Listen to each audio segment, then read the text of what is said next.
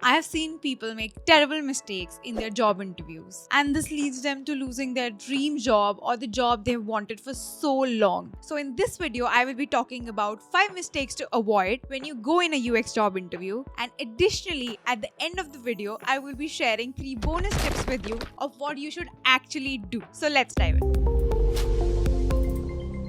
First, don't pretend to know it all. We've all been in those places where we want to put our best foot forward because we want to impress our interviewer. It's not about how perfect of a person you are. Everybody has flaws. And especially when it comes to designers, we think we are not good enough and we have this constant fear of judgment. What if they ask me about some methodology I did not read at all? All of that just creates a big bubble of pressure on your head. Here is a little secret.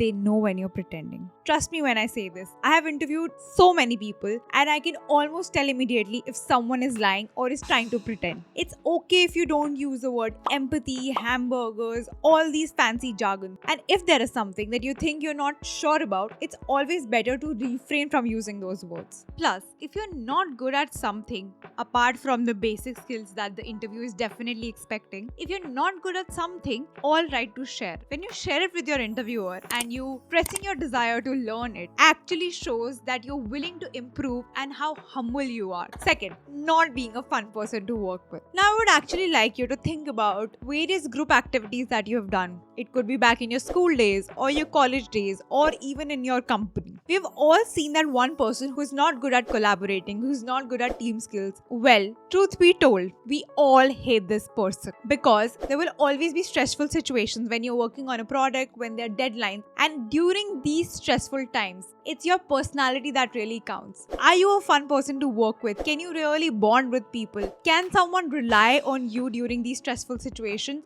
And best of all, can you boost your team's morale and help come up with rapid solutions during these anxious times? You should be able to reduce the stress rather than adding to it. So take this interview as a great opportunity to talk about your hobbies, your interests, and anything that makes you unique to who you are. Now, third one is an interesting one. Applying just for the sake of it. If you are applying in a company, you need to show that you're interested in the company. How can you do that? By researching. See, they've sent you a job description. You read thoroughly about it. Just before going in an interview or sitting in an assignment, you should read it all over again. You might not know if you're missing out some information earlier. Another really important thing is learning about the company and its background. When you're sitting in an interview, your interview sure does know everything about the company. So make sure when you sit in an interview, you make a long-lasting impression by doing that extra research. Different companies value different things. So make sure you tailor your answer to the company you're applying for and what really matters to them. A startup might expect more speed and collaboration, whereas an enterprise might prefer better presentation skills and domain expertise.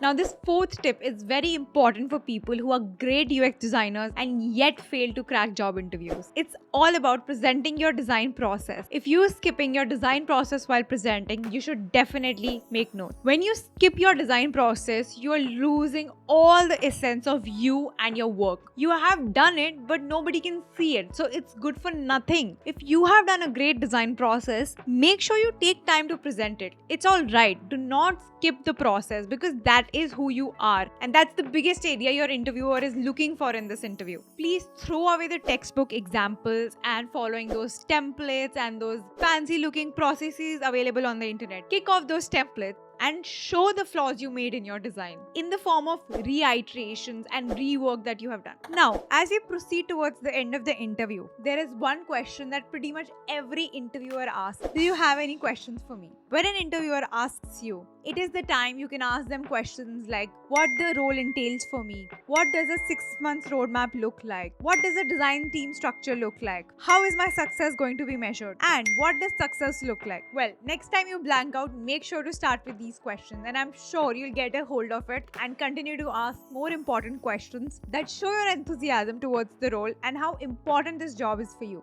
Let's talk about 3 things that you can do in order to ace your job interview. First, take your time in solving the design problem. Simply put, take as much time as you want. And the best thing to do during this time is thinking out loud. It really helps your interviewer understand how you think. and what kind of a problem solver you are. Second point, preparation is the key. You need to research about the company, but here is an additional thing. Also do the research about your interviewer. It's not a tip a lot of people talk about, but it really helps. Third, be concise. Do not ramble and say unnecessary things that do not even make sense. Now you must be thinking this is quite the opposite of the first bonus point. Well, there I'm talking all about your design process. When you do a design process and a design thing, you take your time. But otherwise, when the interviewer is asking you questions, on an average, take 1 to 2 minutes to answer them. An interviewer is going through multiple profiles, multiple interviews, and during that time, they really want you to save them time, save their mental bandwidth, and get to the point. The faster you do it, the better it is for you